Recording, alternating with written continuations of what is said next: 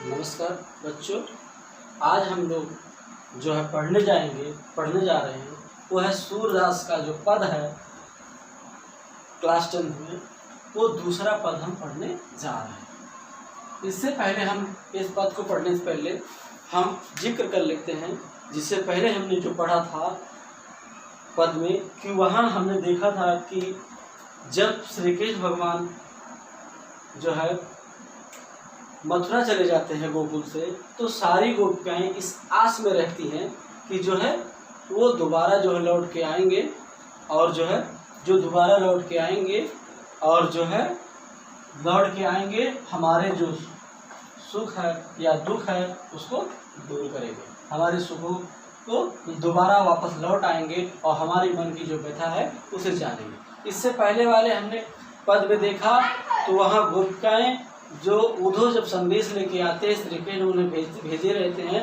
वे संदेश लेके आते हैं और वे निराकार भगवान के बारे में कहते हैं।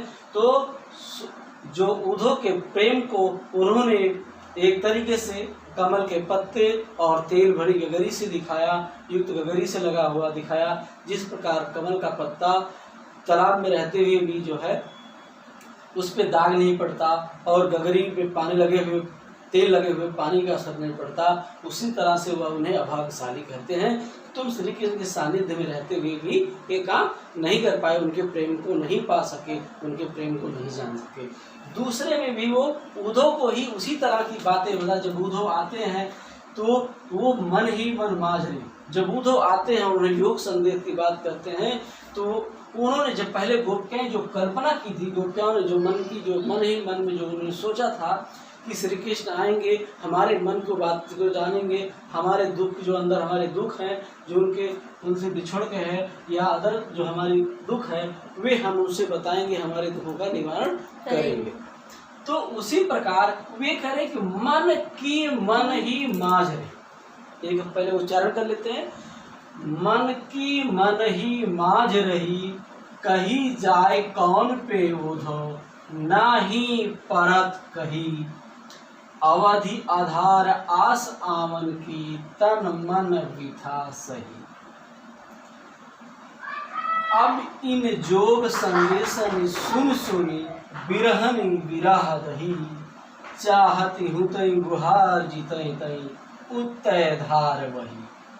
सूर्यदास अब धीर धरियो, क्यों मर ज्यादा न लगे। इस पंक्तियों के माध्यम से बताते हैं कि जब उद्धव आते हैं वो कहते हैं कि मन की, बताती हैं कि मन की मन ही, जो उनकी मन की बात थी या मन की जो उनकी व्यथा थी वो मन ही, मांझ मतलब होता है में, बीच में। एक्चुअली मांझ जो होता है नदियों के बीच के स्थान को मांझ बोलते हैं, लेकिन यहाँ मांझ का प्रयोग जो शब्द किया गया है वो बीच शब्द के लिए कहा गया कि में।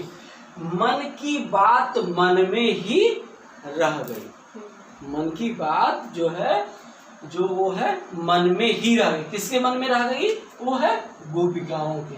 जो गोपियां सोच रही थी कि जो है श्री कृष्ण भगवान आएंगे, हमारे कष्टों को निवारण करेंगे, अपने सुख दुख उनसे बात शेयर करेंगे, साझा करेंगे, वे बात सारी उनके मन में रह गई और उधर ये बातें मन में ही रह जाती हैं, क्योंकि वो ना आने की जगह निराकार भगवान योग का संदेश भेजती हैं। उसी में आगे वो कहती हैं, कही जाए कौन पे उद्धव, हे उद्धव। ये सारे संकेत वो उद्धव को कहते हुए हमने सही बताया था, पहले बताया था, उद्धव श्री कृष्ण के सानिध्य सबसे घनिष्ठ मित्रों में से एक थे, सबसे घनिष्ठ मित्र कह सकते हैं। जो वो जब मथुरा नहीं वापस आ पाते, जब मथुरा से वो गोकुल वापस नहीं आ पाते, तो वो योग का संदेश इन्हीं उद्धव के माध्यम से भिजवाया था।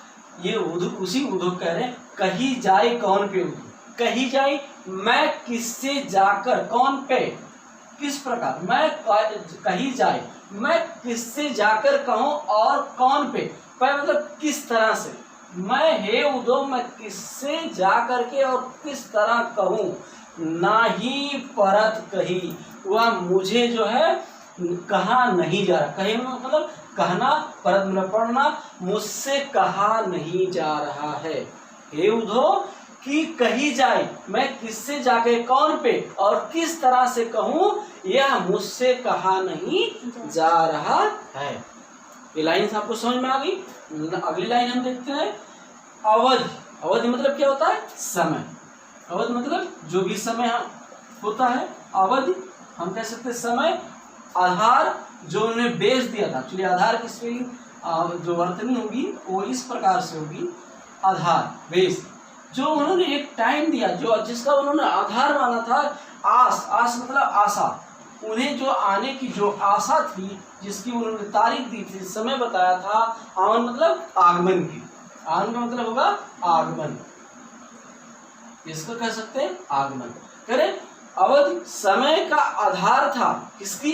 आगमन की आशा थी। जो उन्होंने आधार दिया, जो समय दिया था, कि आशा थी जिसका उन्होंने समय दिया था, और उस आशा में थे कि श्री कृष्ण का आगमन इतने समय में, जो उन्होंने समय दिया है उस टाइम में वो हो जाएगा। लेकिन क्या हुआ ना, तन मन बिथा सही, और इसके लिए उन्होंने शारीरिक पीड़ा, बिथा मतलब होता है दर्द या पीड़ा या रोग कह सकते हो ना, पीड़ा कह सकते हो, रोग कह सकते हो, जो भी हो। विथा मतलब एक्चुअली व्यथा होती है, विथा का शुद्ध वर्ण होता है व्यथा। व्यथा मतलब दुख दर्द। स्पेलिंग विधा हम जानते हैं सारे, ब्रजभाषा में लिखा गया है, तो शब्दों का फिर इधर फिर उच्चारण स्थान वगैरह में दिक्कत है, तो इस तरह की जो भाषा में लिखा, विधा एक मतलब या व्यथा। तन मन, वो जो समय में उस आशा में थे कि इतने टाइम तक भगवान श्री कृष्ण आ जाएंगे, उस आशा में ना, उस आशा में उन्हें तन मतलब शारीरिक, मन मतलब मानसिक व्यथा को उन्होंने मतलब सही मतलब बर्दाश्त किया, उसको उन्होंने झेला। जो भी उनके सुख दुख आए उस आशा में निकल गए, उन्होंने बिता दिया कि शारीरिक पीड़ा, मानसिक पीड़ा सारे को भुला दिया, कि जब आ जाएंगे श्री कृष्ण भगवान तो हमारे दुखों का, जो हमारी पीड़ा है उसको वो दूर कर देंगे, हमारे सुख पर दुखों पर ध्यान देंगे। ठीक है।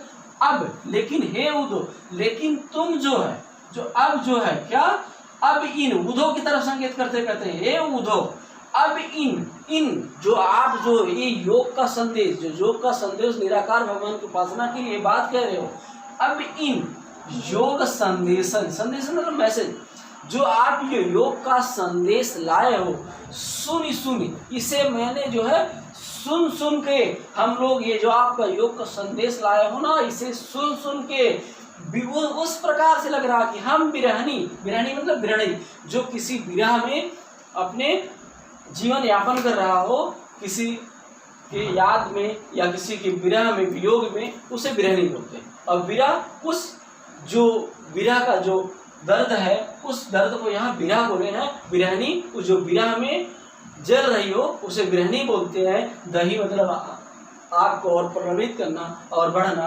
करे अब आपकी योग को संदेश को हमने सुनकर हम बिरहनी का जो है विरह ना, वियोग, विरह मतलब वियोग, अब जो ये वियोग की अग्नि है ना, जो वियोग की अग्नि है वो अब और जो है बढ़ गई है। ये शांत होने जो आप योग संदेश लाए थे, श्री कृष्ण ने जो आपको भेजा था कि हम गोपिकाओं का जो है शांत हो जाएगा, जो हमारी विरह है, जो हमारे दुख है, जो हमारी विरह अग्नि है वो शांत होगी, नहीं वो और ये बात आपकी योग संदेश को सुन करके हमारे विरह आग को और भी बढ़ा दिया है। कह रहे अब हम चाह रहे मदद के लिए, नेक्स्ट लाइन हम देखेंगे कि वो हम जानते हैं जब हमारे पास दुख आते हैं तो हम मदद के लिए जो है गुहार लगाते हैं, पुकार लगाते हैं, लेकिन उसका उल्टा असर क्या पड़ रहा है। कह रहे चाह मतलब चाहना पुती मतलब थी ना, चाहती थी क्या, गुहार मतलब मदद के लिए। वे कह रहे कि अगर अब वे जो हेल्प के लिए, मदद के लिए अगर वो गुहार लगाना चाहती है, जिससे चाह रहे थे मतलब उससे, जिससे चाहत तय उत्तय धार वही, जिधर से, जिस डायरेक्शन की बात करें उधर, तय मतलब इधर, मतलब जिधर से वो कहने मतलब जो जिधर से वो गुहार लगा रही, मदद के लिए पुकार कर रही हैं, उसी ओर से जो विरह की अग्नि है, जो धार मतलब धारा, जो पानी का वेग किस तरह होता है उसको धारा बोलते हैं, उसी तरह आग की जो लौ लपटे कर रहे हैं कि जो विरह अग्नि है, वह हम जिधर से पुकार रहे हैं मदद करने के लिए, उधर से ही वो विरह की अग्नि और भी बढ़ी चली आ रही, उधर से और भी हमारे पास आ रही। अर्थात उनके एकमात्र सहारा श्री कृष्ण भगवान थे, श्री कृष्ण थे, कान्हा जी थे, और वही जो है खुद जो है जब नहीं आते इसका कारण वही खुद हो गए, जिसकी हमारे विरह संदेश जो शांत करने वाले थे वो खुद नहीं रह गए, वो खुद नहीं आए, वही तो एकमात्र हमारे सहारे थे, वही नहीं रहे। अब कह रहे हैं कि आप मैं जिधर से मदद करना के लिए पुकारना चाहती हूँ वही जो है उधर से ही विरह की अग्नि और इस ज्वाला को हमारे और भी बढ़ा दे रही है, और वो और भी बढ़ा दे रही है। आगे देखो, सूरदास इस पंक्तियों को आगे बढ़ाते हुए कहते हैं, सूरदास धीर धरियो क्यों। गोपिकाएं सूरदास के माध्यम से आज सूरदास गोपिकाओं की विरह के बारे में कह रहे हैं कि अब धीर क्यों धरियो। गोपिकाएं कह रही हैं कि अब हम धीर, हे उधो या हे उधो, अब हम धीर मतलब धीरज धरही, धारण करना क्यों। उन्होंने क्वेश्चन कर दिया है कि अब हम जो है धीरज को धारण नहीं करेंगे, अब हमारी धैर्यता धारण करने योग्य नहीं रह गई, अब ये हमसे कंट्रोल में नहीं हो रहा, हमें आपे से बाहर हो रहा, क्योंकि मर्यादा न रहे। मर्यादा मतलब मर्यादा, जो मर्यादा की स्पेलिंग है वो है मर्यादा न, क्योंकि श्री कृष्ण ने खुद ने मर्यादा न रही, वे खुद जो हमसे वादा किए थे, जो हमने मर्यादा पालन खुद नहीं किए, जो खुद ही रक्षक हो, कहने मतलब जो खुद एकमात्र रक्षक थे, अर्थात इनका सुख दुखों का जो ध्यान देते थे, जो रक्षक थे, वही खुद आज जो हमारे लिए जो है न हमको छोड़ चले हैं, हमको छोड़ चले हैं। जो रक्षक का काम होता है किसी को बचाना होता है, लेकिन ये क्या हुआ, ये इनको छोड़ करके ही वहाँ चले जाते हैं। अर्थात ये भी जो है मर्यादा, जब ये एक रक्षक अपने मर्यादा का पालन नहीं करता, जिसकी हम आसरा लगाए, जिसके जीवन यापन कर रहे थे, जिनकी जिंदगी व्यतीत कर रहे थे अपनी, उसने ही मर्यादा का पालन नहीं किया, तो हम क्यों करें। इस तरह से हमें लगता है, अगर हम एक बार इसका उसी तरह से समरी देख लेते हैं सरसरी निगाहों से, कि वो क्या कह रही, मन ही मन में माज रही, उनकी मन की व्यथा जो है मन में ही रह गई, वह किसी से नहीं कह पाई। वो उदो से करी, हे उदो जाए कहाँ, मैं किससे जाऊं और किस प्रकार कहूँ, न ही परत कही, मैं किससे जाकर कहूँ और किस प्रकार से कहूँ, या मुझसे कहा नहीं जा रहा है। अगले लाइन में, अवधि आधार, जो उन्होंने आने का जो टाइम दिया था, जो आगमन का उन्होंने टाइम दिया था, उसकी आशा हम जीवन यापन कर रहे थे, अपनी जिंदगी बिता रहे, समय को व्यतीत कर रहे थे न, उनकी आशा में तन मन बिथा सही, उनके आगमन की जो उन्होंने समय दिया था, उनके आशा में अपने तन को मानसिक पीड़ा, शारीरिक पीड़ा को सहा है। अब आपकी ये योग संदेश को सुन के हमारी विरह की अग्नि को और बढ़ा दिया है, और जिधर से हम मदद के लिए पुकार कर रहे हैं, उधर से वो जो विरह की अग्नि की और भी हमें बढ़ा दे रही है और बढ़ रही है। उधर हम जिधर मदद के लिए पुकार रहे हैं, उधर से आग की बजाय राहत महसूस के बजाय उधर से ही आग की धारा बह रही है।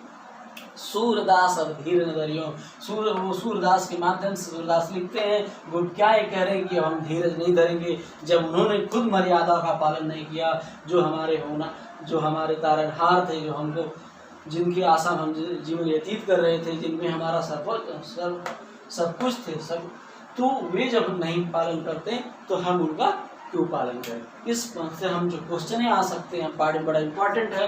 हमारे CBSE में 2 टाइप के क्वेश्चन पूछते हैं, पहले 30 पैसेज के रूप में, जिसे हम कहते हैं पठित पद्यांश, उसमें 5 नंबर के क्वेश्चन आते हैं, इसी से संबंधित 5 क्वेश्चन पूछ लेते हैं, 2-2 नंबर का, 1-1 नंबर का, या 2-2 नंबर का 3 पूछ लेते हैं, 6 नंबर के इस तरह क्वेश्चन पूछे हैं। हम उन्हीं पे एक अभ्यास जैसे करते हैं, जैसे हम कह रहे हैं कहीं कि गोपिकाएं तन मन की व्यथा किस प्रकार से सह रही थी, किस आधार पे कह सकते हैं, पहला क्वेश्चन कह सकते हैं। जैसे हम क्वेश्चन देखेंगे, अगर इसका बोध प्रश्न रूप में जो नंबर उत्तर आते हैं, जैसे 6 नंबर के क्वेश्चन आते हैं, तो इस पैसेज में से, इस पठित पद्यांश में से आपको 2-2 नंबर का कोई क्वेश्चन पूछ लेगा या 1 नंबर का कोई क्वेश्चन पूछ लेगा। जैसे हमने 2 क्वेश्चन दिए, गोपियों के मन की बात मन में ही क्यों रह गई ना, गोपियों के मन की कोई बात रही वह क्यों रह गई। तो हम इस पूरे पाठ में जो समरी निकालेंगे, पढ़ेंगे और उसका जो निष्कर्ष निकालेंगे, इसलिए निकालेंगे क्यों रह गई, क्योंकि उन्होंने एक कल्पना किया था, एक अपने मन में सजोया हुआ था कि जब श्री कृष्ण भगवान आएंगे तो हमारे जो उन्होंने अपने मन में विचार सजोए थे कि हम रास रचाएंगे इत्यादि, जो भी उन अपनी बातों को रखेंगे उनके सामने, अपनी बातों को शेयर करेंगे और उनकी बात के हाथ जानेंगे। ये जो बातें उनके विचार में जो मंथन में चल रही थी, जब श्री कृष्ण नहीं आते बल्कि उद्धव के द्वारा योग संदेश भेजा देते हैं, जिसकी उनकी मन की बात जो है मन में रह जाती है। तो आप अगर इस तरह के एग्जाम में आता बहुत इम्पोर्टेंट पार्ट है, तो इससे आता भी है। और दूसरा क्वेश्चन हम देखेंगे, गोपिकाओं का वीरा अग्नि बढ़ने का क्या कारण है, या किस कारण से बढ़ गया, और कारण बढ़ने के क्या कारण है, या किस कारण से उनका वीरा अग्नि जो है और बढ़ गई। इस तरह के क्वेश्चन आते हैं। तो हम देखेंगे, यहाँ लिखा रहा है कि वे तो पहले से ही अपने तन मन की व्यथा को सह रही थी। तो इसका क्वेश्चन का आंसर होगा, वो क्या है, पहले ही श्री कृष्ण के ना आने से किसी प्रकार उनके दिए हुए समय की आशा में अपने समय को व्यतीत कर रही थी और तन मन की व्यथा को शांत कर रखा था, किसी तरह के अपने आप को संभाल के रखा था। लेकिन जब उद्धव के द्वारा योग संदेश की बात करती है और श्री कृष्ण के ना आने की बात करती है, तो उसी तरह से वे एक तरीके से आग में कह सकते हो घी का काम करती हैं और उनकी वीरा अग्नि को बढ़ा देती हैं। नमस्कार बच्चों, हम अगले चैप्टर के साथ, अगले पद के साथ मिलेंगे। आशा आप लोगों को समझ आया होगा। तब तक के लिए धन्यवाद।